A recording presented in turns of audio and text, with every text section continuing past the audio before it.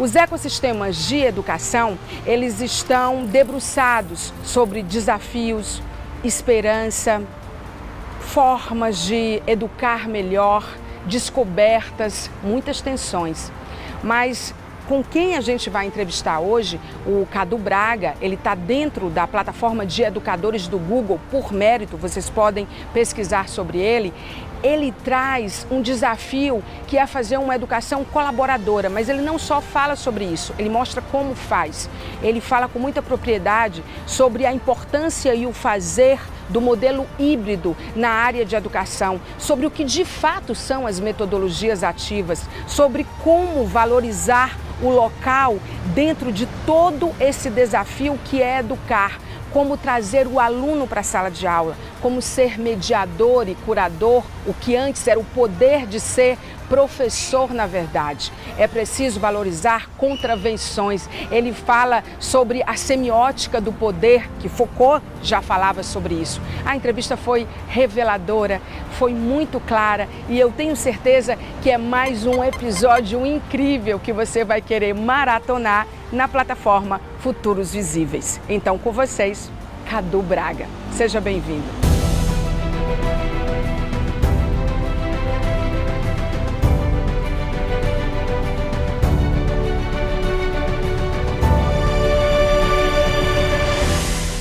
Eu sou o Cadu Braga, fundador da TEIA Inovação Consciente. Sou educador, fiz sociologia, mas a educação me pegou desde o primeiro ano de faculdade. Faço parte do grupo de educadores do Google aqui no Brasil, desde a primeira turma, já são 3 turmas. E atualmente eu trabalho, além de lecionar num projeto social lá em São Paulo, que chama São Mateus em Movimento, fica na Zona Leste, extremo leste de São Paulo, lá eu dou aula de letramento digital e robótica, mas pela TEIA eu faço consultoria. É inegável falar da tecnologia dentro da educação. Só que, ao mesmo tempo, a gente precisa falar da tecnologia que nos é útil, né? Que eu acho que o que está pelo futuro na educação é um movimento maior de territorialização dessa tecnologia. Não se trata apenas de inserir uma tecnologia em qualquer contexto, mas de conseguir mapear dentro desse contexto quais são as tecnologias que melhor se adaptam. Então, assim, eu tenho experiência de trabalho em comunidade indígena, quilombola, periférica, ou seja, não é toda a tecnologia que vai servir para todo lugar, seja por capacidade de investimento, seja por letramento digital das pessoas. Então, eu acho que o futuro é a gente conseguir ter é um conceito que eles chamam de glocal, que ao mesmo tempo que é global, é local. Então a gente conseguir olhar o território onde a gente atinge e com a cabeça no mundo, né? Então que a gente fique atento nos paradigmas de inovação que existem no século XXI, mas que a gente traga para a realidade, com o pé no chão.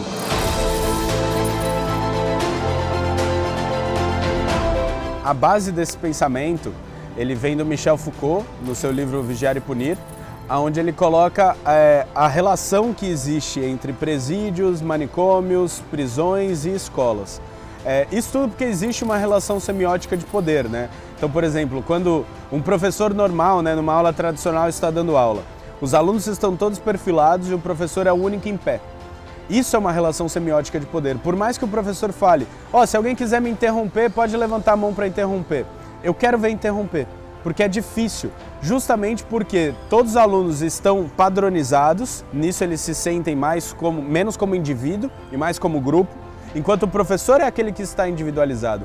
Para não me alongar muito, eu acho muito interessante a gente observar a semiótica de poder, porque isso mostra como a linguagem também é política. Como a forma como eu aparento, a forma como eu trago o conteúdo para dentro de sala de aula, a forma como eu organizo a minha sala de aula é política. E esse pensamento, como você falou, da contravenção, ele me veio porque o José Pacheco, que é um dos maiores educadores vivos, ele fala que existem 2 tipos de educador. O educador por amor, que é aquele que ama a sua função e desde criança quer ser educador, e o educador pela vingança, que eu me identifico, que muitas vezes é aquela pessoa que teve um péssimo processo enquanto aluno e começou a querer virar educador para transformar esse projeto. Então eu acho que eu trago um pouco dessa vingança em mim, de querer mudar o processo pedagógico do jeito que ele foi posto para mim e do jeito que ele é posto tradicionalmente. Eu acho que isso não quer dizer um descarte completo da aula tradicional, mas é necessário um momento de mudança e essa mudança não será completa se não ouvir o estudante. A melhor aula é aquela aula que é coletiva, que o professor também, e eu como professor sei desse peso, o professor não terá o peso completo de ensinar todo mundo, mas a troca, o professor vai ser o mediador, onde a troca vai fazer o conhecimento surgir.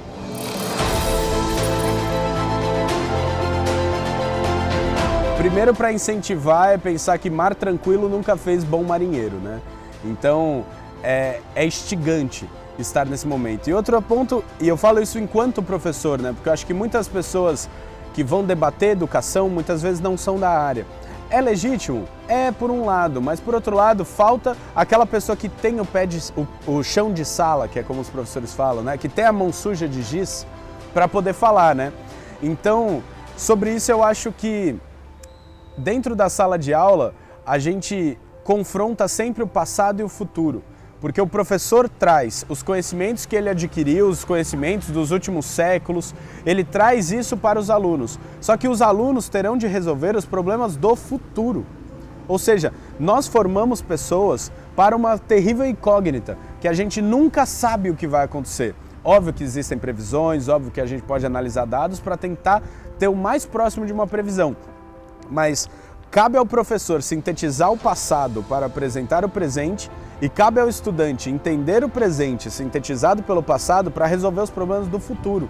Então, por mais que não pareça muito tranquilizante, eu acho que é ter paz em meio ao caos. É entender que o processo pedagógico é um processo dialético e diacrônico, onde nunca se terá completude, porque a gente ensina o aluno para um problema que a gente não sabe ainda qual é. Então, esse passado, presente e futuro. A educação é uma grande encruzilhada.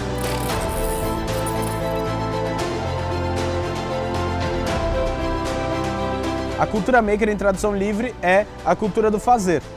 Então, quanto mais a gente conseguir trazer aulas práticas, mão na massa, e ela inverte o significado da aula tradicional, que é aprender para fazer, e na cultura maker a gente faz para aprender, que é o que chamam hoje em dia de educação construcionista. Então, uma educação que se baseia na construção para conseguir a aquisição de conteúdo. Isso eu acho que é uma ferramenta inegável da educação, né? A aula prática e o fazer para aprender. Por outros lados, eu acho que a gente tem uma série de ferramentas, como as ferramentas Google para a educação. Eu faço parte do grupo de educadores Google, mas não só por isso. São ferramentas gratuitas, são ferramentas de colaboração, que em si trabalham a colaboração. Então, acho que isso é um ponto que auxilia bastante os alunos, colocarem ele em contato. O ensino híbrido, as metodologias ativas, que são um conjunto de metodologias que foram, foram organizadas para serem dispostas aos professores, mas que, como eu digo da cultura maker, são metodologias que são utilizadas. Às vezes um professor que é do interior, aqui do Piauí, ele vai falar, putz, mas é tão longe isso que esse cara está falando. Então eu convido esse professor à reflexão. Será que é realmente longe? Será que você não faz uma aula mão na massa? Será que você não faz o que lá nos Estados Unidos colocam como Problem-Based Learning, ou seja, aprendizagem baseada em projetos ou em problemas também? Será que esse professor lá do interior do Piauí, ele não faz isso? Então, acho que se trata de um processo de empoderamento dos professores, deles entenderem que muitas das novas tecnologias, das novas metodologias, nada mais são do que organização de algo que já existe na prática docente.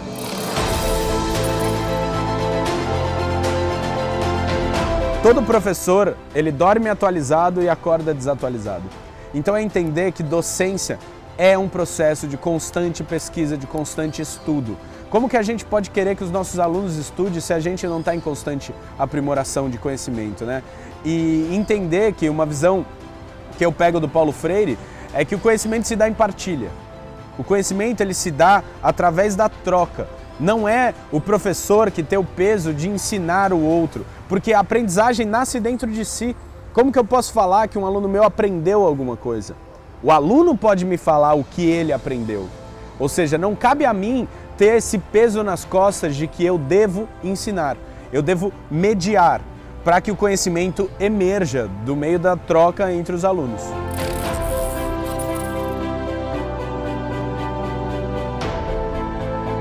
considerando o hibridismo da educação entre o digital e o presencial, eu acho que primeiro é necessário um mapeamento da estrutura. Ou seja, para a gente usar uma tecnologia digital dentro de qualquer estrutura que seja, a gente primeiro precisa ver qual é a estrutura dessa escola, qual é a potência do sinal, se tem sinal, cobrar do poder público que tenha sinal dentro da escola, que capacite os professores. Isso é uma função para o aprimoramento que é irrefreável. O que está acontecendo na educação é o que está acontecendo no planeta. Existem mudanças que nada vai conseguir barrar. E cabe então ao poder público conseguir estar a par disso para municiar os professores, formar os professores e dar estrutura para as escolas.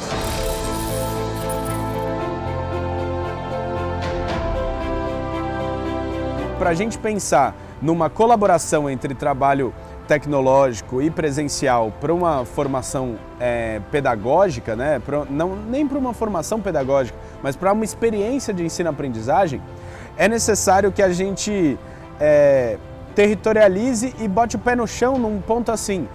Usar tecnologia não necessariamente quer dizer usar a tecnologia de mais elaborada, mais cara, o que há de ponta no mercado.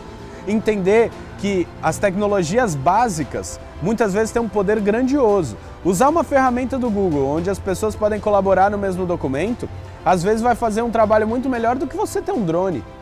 Entendeu? Eu acho que o primeiro ponto é você entender o que justifica o uso dessa tecnologia. Se por um lado, aquela tecnologia só está aparecendo para substituir algo que seria físico, por exemplo, eu quero um computador por aluno, porque aí os meus alunos vão anotar no computador.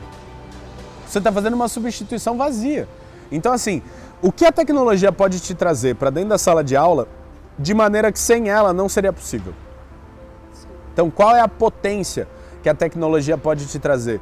E lembrando sempre do pé no chão. O Paulo Freire ele fala que a cabeça pensa onde o pé pisa.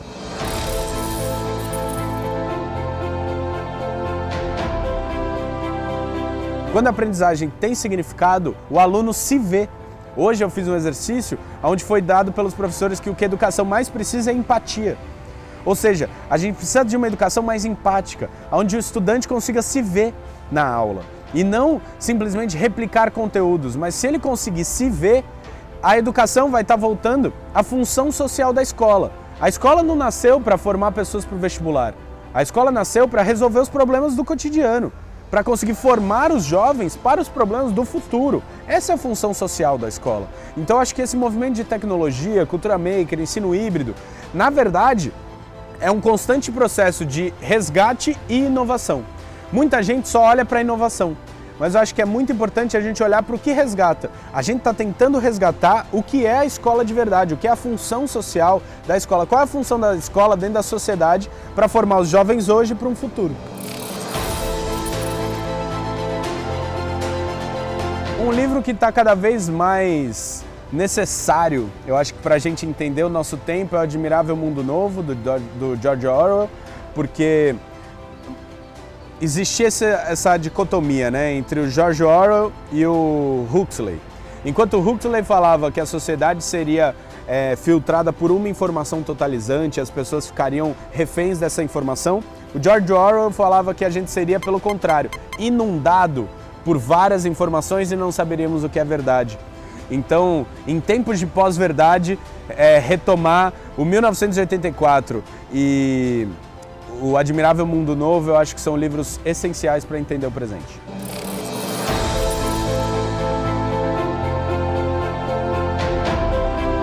Eu acho que futuro visível é você ter a cabeça no mundo e o pé fincado no chão.